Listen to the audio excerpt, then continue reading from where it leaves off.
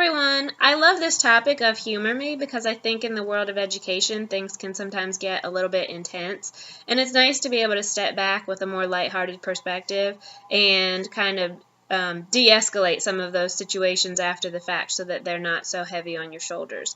So I'm going to share with you a story of a first grade teacher who is a phenomenal teacher, and she had quite a dynamic group of students that she was working with in first grade.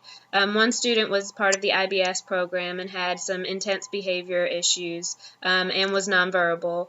One student had autism and was new to the school. One student had post-traumatic stress disorder from a previous abuse issues, and then she had one student who just had some behavior issues that would come up randomly in the class sometimes that were always just a little bit peculiar.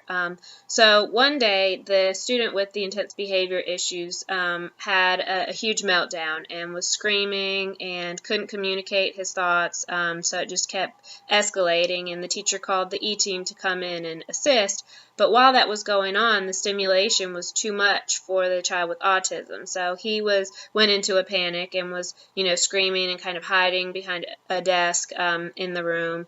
And the student with post-traumatic stress disorder became really overstimulated as well and started, scratching his arms and banging his head on his desk. And all of these things just seemed, really intense and really were, and quite stressful for the teacher. But then the other child came up in the midst of all of this. He had been in the back of the room doing things, he probably wasn't supposed to be doing, and walked up with a slip of paper and handed it to the teacher, and she opened it up and it said, "Dear Miss So-and-so, you're an ass."